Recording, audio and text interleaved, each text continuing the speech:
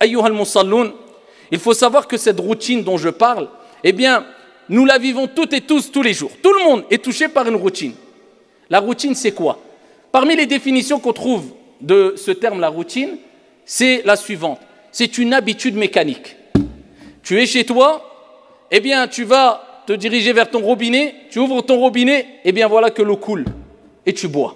Tous les jours, plusieurs fois par jour. C'est la routine ou pas? Non, c'est une habitude mécanique. Tu rentres chez toi, tu as le chauffage. Tu rentres chez toi, tu sais qu'il y a un frigo dans la cuisine. Tu ouvres le frigo, tu sais qu'il y a de quoi manger. C'est une routine. Car c'est une habitude mécanique qui se répète chaque jour. La routine peut être bonne ou mauvaise. Mais dans tous les cas, il faut savoir que cette routine-là, eh bien, si elle te pousse à la banalisation des choses, elle te détruit. Retiens bien cela dans la tête. Elle te détruit. Cette routine que tu vis tous les jours, quand tu te rends à la mosquée chaque jour, c'est une bonne routine, soit. Mais le fait de se rendre à la mosquée tous les jours de manière mécanique, de sorte que tu banalises ce bienfait qui est que, à proximité de chez toi, tu as une demeure de Dieu, tu as une mosquée où tu peux te rendre, rencontrer tes frères, rencontrer tes sœurs, t'épanouir spirituellement, trouver un apaisement, prier. Le fait de rendre banal cette chose, eh bien, te poussera à être ingrat. C'est-à-dire que tu ne remercieras plus Dieu pour ce bienfait. Cette routine que tu vis tous les jours quand tu rentres chez toi et que tu trouves ton épouse ou toi, l'épouse, ton époux, en bonne santé et que toi-même tu es en bonne santé, si cette routine te pousse à banaliser les choses, c'est-à-dire que tu dis c'est normal, et alors rien d'étonnant, eh bien vous savez qu'on le dit plusieurs fois dans la journée ça, indirectement, même si tu ne le dis pas, mais indirectement. À quel moment tu le dis? Eh bien quand tu ne remercies pas Dieu, quand tu ne remercies pas les gens pour les bienfaits qui t'ont été donnés, mis en avant, octroyés. Tu as un bienfait, la santé, tu ne te plains pas, mais jamais tu dis Alhamdulillah, ya Rab, pour la vue que tu m'as donnée, alors que combien sont aveugles? Et celui qui est éprouvé, eh bien, par la perte de la vue, quelle épreuve! Qu'Allah Jalla wa Ala nous en préserve. Quelle épreuve! Tu ne peux plus voir ta mère, ton père, tes enfants, ton épouse, ton époux. Les bienfaits de Dieu, la beauté de la création divine, tu ne peux plus le voir, tu t'imagines? Ça, je parle que des yeux. Alors, parlons des mains, parlons des membres, parlons de l'ouïe, parlons de l'odorat. Sommes-nous vraiment reconnaissants ou sommes-nous tombés dans une routine qui nous a poussés à la banalisation? Je vous pose la question, je me pose la question à moi-même. Je pense qu'un grand nombre d'entre nous sont tombés dans la banalisation des choses, des bienfaits de Dieu, sans s'en rendre compte. Et c'est pour cela que le résultat est, vous suivez bien, routine mène à la banalisation, banalisation mène à l'ingratitude. L'ingratitude, c'est l'opposé de quoi? Ash-shukr, la reconnaissance. De dire merci, jazakallahu khayra, alhamdulillah ya Rab. C'est ça la reconnaissance. La moindre des choses, c'est ça. Le minimum, c'est ça. Eh bien ça pousse dans l'ingratitude, cette banalisation. Et le résultat est que, eh bien à la fin, quand tu es passé par cette routine, cette machine, la routine, ensuite la banalisation, à la fin, il reste combien de reconnaissants? Combien il reste de reconnaissants? Wa qalilun min ibadiy ash-shakur. Allahumma ja'alna minhum. Allah dit dans le Coran, et très peu, qalil, peu de mes serviteurs sont reconnaissants, remercient Dieu, se rendent compte des bienfaits que Dieu leur a donnés. Peu de mes serviteurs, des gens que Dieu a créés, peu. Un jour, Omar ibn al-Khattab, radiyallahu anhu warda, comme il est relaté dans un athar rapporté par Ibn Abi Shayba bi sanadin hasan, il voit une personne qui disait Allahumma ja'alni min ibadika al-qalil. Il disait, oh Allah, Omar il passe, Ibn al-Khattab radiyallahu anhu, il voit un homme qui fait dua.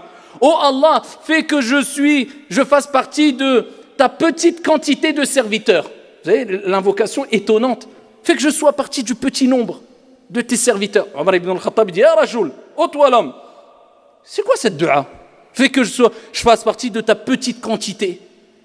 Il dit, j'ai entendu Allah Jalla wa Ala dit dans le Coran al-Karim, wa qalilun min ibadiya ash-shakur. Allah n'a-t-il pas dit dans le Coran, et peu de mes serviteurs, il y aura un petit nombre qui seront reconnaissants. Eh bien moi je demande à Allah, ya Allah fait que je fasse partie de ce petit nombre, ce petit groupe. Parce qu'ils sont peu les reconnaissants, les vrais reconnaissants. Wallah, ils sont peu. Moi le premier, j'en suis très loin. Qu'Allah Jalla wa Ala nous guide. De la vraie reconnaissance par rapport à tous les bienfaits vis-à-vis de Dieu et des gens. Wallah, si vraiment on se pose la question, est-ce qu'on est vraiment reconnaissant proportionnellement selon nos capacités, proportionnellement aux bienfaits que Dieu nous a donnés, ou proportionnellement aux bienfaits que les gens nous ont donnés, nous ont apportés, eh bien on va se rendre compte qu'en fait on est très peu reconnaissant et qu'il n'y a pas beaucoup qui sont vraiment reconnaissants. Pourquoi? À cause de quoi? Retenez ça. La routine et la banalisation, c'est un poison. Dans certains cas, la routine et la banalisation, c'est un poison. Pourquoi? Parce que ça te fait oublier. L'être humain, il oublie. Il a été appelé insan parce qu'il oublie yansa. On oublie énormément. Et Allah tabaraka wa ta'ala, regardez ce qu'il nous dit. Ça va en concordance ce que je vous dis. Ya ayyuhalladhina amanu uzkuru ni'matallahi alaykum. Oh vous qui avez cru, rappelez-vous. Regardez ce qu'il nous dit, parce qu'il sait qu'on oublie. C'est Ya ayyuhan nida min ar-Rahman. Ça c'est un appel pour que, comme il dit Ibn Mas'ud, à chaque fois que Dieu dit Ya ayyuhalladhina amanu, il faut prêter l'oreille. C'est-à-dire là, il s'adresse directement à toi. Oh, vous qui avez cru, prête l'oreille, concentre-toi, Dieu te parle directement. Ya ayyuhalladhina amanu, zkuru ni'matallahi alaykum. Rappelez-vous des bienfaits de Dieu sur vous. Rappelez-vous de ces bienfaits sur vous, parce que Dieu sait qu'on va oublier. Et pour nous dire que c'est quelque chose de grave d'oublier les bienfaits de Dieu sur nous, parce que ça nous fait tomber dans la gratitude. Et vous savez que l'ingratitude, ça provoque la colère divine. Tout en sachant que, bien sûr, Dieu, sa miséricorde dépasse sa colère, bien sûr. Mais être en colère envers une personne, ça ne veut pas dire qu'on est mauvais ou on est méchant. Hasha lillah. Preuve en est, un parent peut être dur envers son enfant, c'est-à-dire être strict parce qu'il a fait une grosse bêtise ou parce qu'il a volé ou parce que... Est-ce que ça veut dire que le père ou la mère sont quelqu'un de méchant? Non. C'est parce que c'est pour son bien. Et c'est parce que l'enfant a mérité là qu'on soit plus strict avec lui. Eh bien, Allah tabaraka wa ta'ala sache que quand il parle des ingrats, il rappelle qu'il est dur en punition. Il n'a pas dit le bienfait va disparaître directement. Il rappelle qu'il est dur en punition comme on va le voir. Rapporté par Abu Daoud bisanadin Hassan. Regardez l'importance de shukr. De shukr, la reconnaissance. Dire alhamdulillah, merci Allah. Arrêtez de se plaindre. Hana illa man rahim Allah. Ce n'est même plus, on n'est plus reconnaissant quelquefois dans les bienfaits. Tout ce que Dieu nous a donné comme bienfait. Tous les bienfaits, ils sont indénombrables. Mais quelquefois, non seulement on ne remercie pas Dieu, mais en plus on se plaint. Cerise sur le gâteau, on se plaint. Qu'est-ce que Dieu va... Comment voulez-vous que Dieu soit satisfait de nous dans cet état-là? On se plaint alors que des gens vivent la misère dans le monde, alors qu'on est plus riche que la plus grande partie des habitants sur la surface de la terre si on compare notre mode de vie, nous particulièrement par exemple en France, par rapport à d'autres qui vivent dans d'autres pays, et dans d'autres pays où ils vivent plus la misère, eh bien ils se plaignent moins que nous aujourd'hui en France. Que va-t-on dire au jour de la résurrection devant notre Seigneur? Avec tous les bienfaits qu'on a aujourd'hui, il faut dire ce qu'il y a. En France, nous vivons dans un pays où beaucoup de bienfaits nous sont apportés, où beaucoup nous envient, tant au niveau du confort de vie que même au niveau, bien sûr, il y a des épreuves dans tous les pays du monde, mais même au niveau de notre pratique religieuse. N'est-ce pas un bienfait de Dieu que nous sommes rassemblés, des centaines de musulmans et musulmanes, dans toutes les mosquées de France un vendredi pendant le mois de Ramadan, en sécurité? Ça fait pas partie d'une grâce de notre Seigneur tabaraka wa ta'ala. Et oublier les bienfaits d'Allah Azza wa Jal et ne pas être reconnaissant, c'est quelque chose de grave. Et c'est pour cela que le prophète sallallahu alayhi wa sallam, dans le hadith rapporté par Abu Daoud, que je vous citais précédemment, eh bien qu'est-ce qu'il a dit à Mu'adh radiyallahu anhu warda? Vous savez, quand vous aimez une personne, vous allez essayer de lui donner les meilleurs des conseils. Eh bien, regardez, il interpelle Mu'adh, le grand compagnon Mu'adh radiyallahu anhu warda, il dit Ya Mu'adh, inni la uhibbuk, certes je t'aime. Je t'aime. Vous imaginez, le prophète vous dit je t'aime. Il dit je t'aime. Je vais te donner des paroles. Ne les abandonne jamais. À la fin de chaque prière, ne les abandonne jamais. Récite-les, prononce-les toujours. L'acte d'adoration pratique le plus important qu'il y a en islam, as-salah. Eh bien, dans la prière, vous savez que dua mustajab. À la fin de la prière, dua mustajab. C'est pour ça que certains savants disent que la dua, celle-là, il est préférable de la dire avant le taslim. Entre la fin du tashahhud et le taslim, parce que dua mustajab, à ce moment-là, la dua, l'invocation est acceptée. Il dit tout le temps, 5 fois par jour, tellement que c'est important. Allahumma a'inni ala dhikrika wa shukrika wa husni ibadatik. Très simple. Tellement que c'est important. Il dit, demande à Dieu à la fin de chaque prière, ces 3 choses. Oh Allah, aide-moi à me souvenir de toi, à t'évoquer. Ala dhikrika wa shukrika. À être reconnaissant envers toi. À être quelqu'un de reconnaissant. C'est pas pour rien qu'on le dit le prophète il dit à Mouad, je vais te donner un conseil qui vaut plus que de l'or, parce que je t'aime. C'est que le conseil il est lourd. Et parce qu'il sait qu'il en aura besoin pour accéder au paradis, pour gagner l'au-delà. Allahumma a'inni ala dhikrika wa shukrika wa husni ibadatik. Aide-moi à t'évoquer, à me rappeler de toi, à être reconnaissant. Quelqu'un qui est reconnaissant, on lui fait du bien, il dit barakallahu fik, jazakallahu khairan. Il essaye de répondre au bien qu'on lui a fait par quelque chose de meilleur.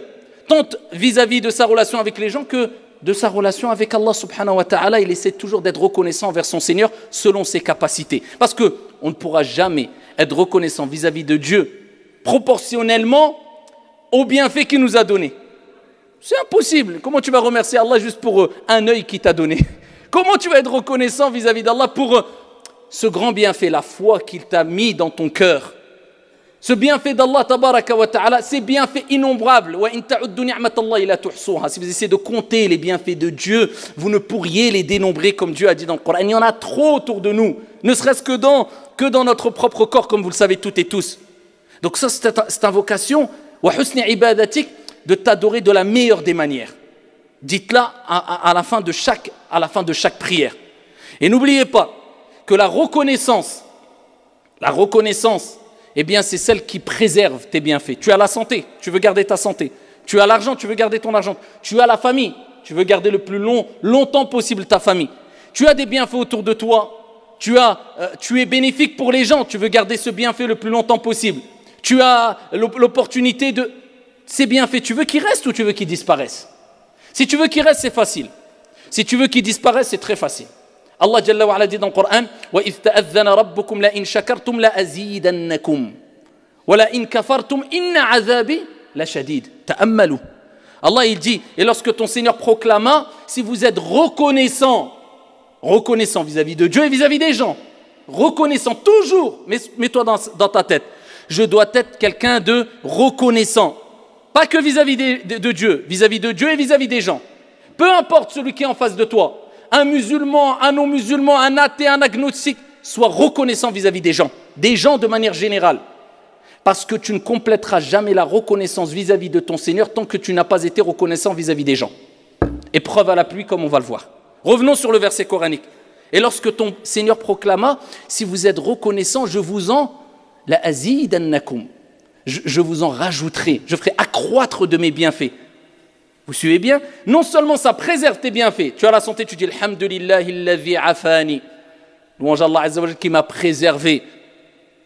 Et tu fais la dua aussi, Allahumma afini fi badani, Allahumma afini fi sam'i ila akhiri. Ala kullin, tu es reconnaissant, tu dis Alhamdulillah, Allah m'a donné la santé. C'est pas comme ceux toujours. Ça va, khoya?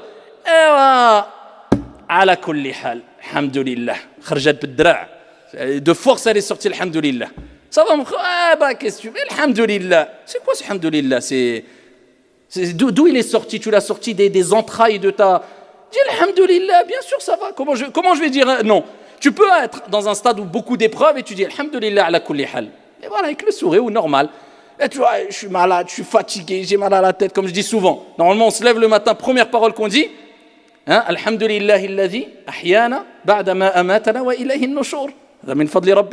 Dieu t'a permis de te réveiller, il t'a redonné ton âme alors que ton âme avait quelque part voyagé pendant le sommeil. Première des choses, tu commences par quoi? Alhamdulillah. Tu commences ta journée avec quoi? Avec la reconnaissance.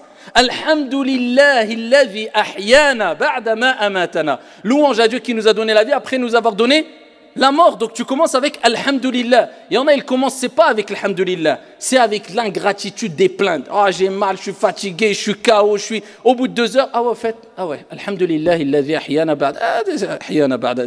Tu t'es réveillé, ça fait 5 heures, tu dis ahyana. C'est tout de suite, c'est au premier moment qu'il faut commencer sa journée avec quoi? La louange d'Allah Azza wa Jal. Dieu veut que tu prononces Alhamdulillah le plus souvent, que ta vie soit accompagnée de hamd, de louange vis-à-vis de Dieu. Le premier verset coranique, c'est quoi? Alhamdulillahi Rabbil Alamin. Du Coran. Allah, il commence par quoi? Alhamdulillahi Rabbil Alamin. Louange à Dieu, Seigneur des mondes. La première kalima qu'a sorti Adam alayhi salam quand il était au paradis, c'est quoi la première? Quand Allah il lui a insufflé l'âme, c'est quoi la première parole qu'il a dit? Il a éternué. Il a éternué. Et le prophète il dit l'éternuement vient d'Allah. Contrairement au bâillement. Et les malaïkas lui ont dit Qul alhamdulillah. Il a dit alhamdulillah. Les malaïkas lui ont répondu Yarhamukallah. Première parole que Adam dans le paradis a prononcée, c'est alhamdulillah. Eh bien, plus tu dis alhamdulillah, plus tu remercies Dieu, plus tu remercies les gens, et plus non seulement ce bienfait restera, et en plus de cela, Allah tabaraka wa ta'ala fera accroître ce bienfait. Et quand je vous disais tout à l'heure, tu ne pourras compléter la reconnaissance vis-à-vis de Dieu tant que tu ne que si tu as complété la reconnaissance vis-à-vis des gens, parce que le prophète sallallahu alayhi wa sallam fi sahih l'a dit, la yashkuru Allah man la yashkuru nas. Alors te fatigue pas. N'est pas reconnaissant. Il n'a pas été reconnaissant. Il n'est pas reconnaissant. Plusieurs versions. Envers Allah, celui qui n'est pas reconnaissant vis-à-vis de qui? Des gens de manière générale. Peu importe, la personne t'apporte un bienfait, ne dis pas comme certains le font, certains égarés. Akhoya, alhamdulillah, Allah dit la nuridu minkum jaza'an wala shukura. On veut ni récompense, ni remerciement. Donc les pieux, ils n'attendent pas de remerciement. Wal'iyadhu billah. Bien sûr, ils ne doivent pas attendre de remerciement. Mais toi, tu es obligé de remercier. Parce que si tu ne remercies pas la personne qui t'a apporté un bienfait, tu te contentes à dire oh, alhamdulillah, ça c'est Allah qui a apporté. Bien sûr, c'est Allah, mais par sa cause. Abdallah, te perds pas, c'est par sa cause. Et si ton orgueil t'empêche de dire barakallahu fik jazakallahu khairan et motiver la personne et remercier la personne qui t'a apporté ce bienfait, tu n'as pas été reconnaissant vis-à-vis de Dieu. Pareil que ça soit ta relation avec ton époux, ton épouse, ton frère, ta mère, ton collègue de travail, les gens, des responsables, une association, c'est comme ça. Tu dois être reconnaissant vis-à-vis d'eux et ensuite tu auras complété ta reconnaissance vis-à-vis d'Allah quand tu auras dit à Allah Azza wa Jalla aussi Hada min fadlik. Et bien sûr le bien tout entier vient d'Allah. Mais la yashkurullah man la yashkurun nas. Et si vous ne voulez pas que ces bienfaits disparaissent,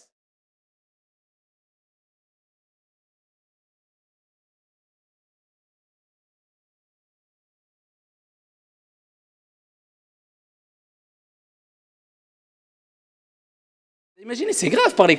Quand on ne remercie pas, on n'est pas reconnaissant, eh bien c'est comme si on parlait comme ça. Et alors il y a de l'eau dans mon robinet, alors c'est banal. En fait, parce que tellement qu'on voit cette eau, tellement qu'on voit ce frigo, tellement qu'on voit qu'on est en bonne santé, tellement qu'on voit notre demeure, tellement qu'on voit la mosquée, tellement qu'on voit cette vie en sécurité, c'est plus quelque chose de rare. Et quand la chose est rare, on lui donne de la valeur, c'est cher.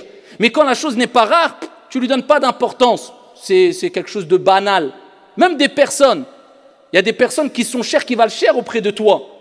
Mais toi, tellement que tu le vois, cette personne-là, tu la vois, cette personne-là, tu vois ton épouse, tu vois ton époux, tu vois ton frère, qui t'apporte énormément de bien. Tu vois, alors, il est là, demain il sera encore là.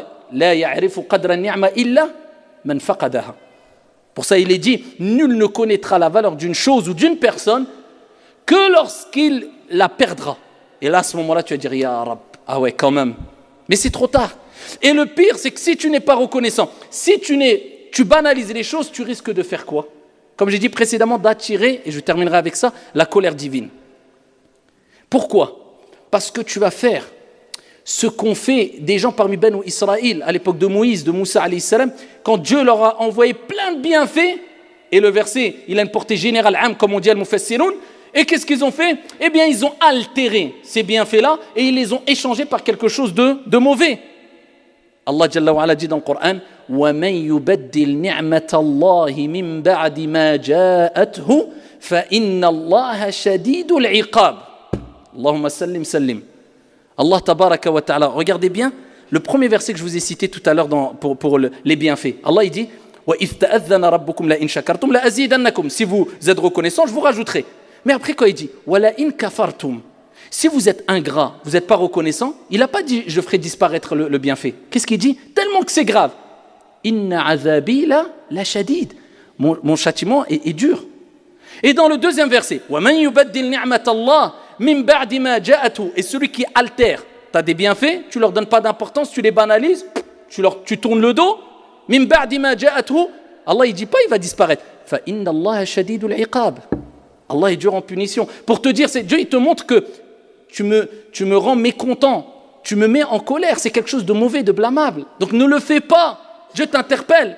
Et regardez ce que Dieu dit, min ba'di ma ja'atuhu. Allah te rappelle après que le bienfait te soit venu. Allah Karim. C'est pas toi qui as été le chercher le bienfait. Quand tu vas chez toi, tu ouvres le robinet, là il y a tout un réseau qui vient pour que l'eau arrive vers toi. Min ba'di ma ja'atuhu. Après que ce bienfait est venu à lui. Quand tu prends ton assiette, tu poses à manger dessus.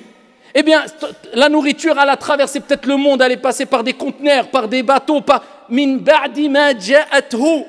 Après qu'elle lui soit parvenue, Dieu t'a apporté ces bienfaits, il te les a mis à disposition. Après qu'il lui soit venu, en fait, tous les bienfaits que tu as, eh bien, regarde, tu réfléchis, tu médites et tu te rends compte que Dieu te les a mis à disposition, il te les a emmenés vers toi. On parle même d'une mosquée. Regardez, tous les endroits du monde, alhamdoulilah, il y a des mosquées qui sont en général proches des quartiers, le plus proche des habitations. Pourquoi? Parce que Dieu a ramené ce bienfait, min ba'di ma ja'atuhu. Après que ce bienfait lui est parvenu, tous les bienfaits, Dieu les met à disposition. Il te les sert sur un plateau. Eh bien, toi, quand tu jettes le plateau ou tu tournes le dos à ce plateau, فَإِنَّ اللَّهَ شَدِيدُ الْعِقَابِ. Qu'Allah Jalla wa Ala nous en préserve. هذا وصلوا وسلموا رحمكم الله.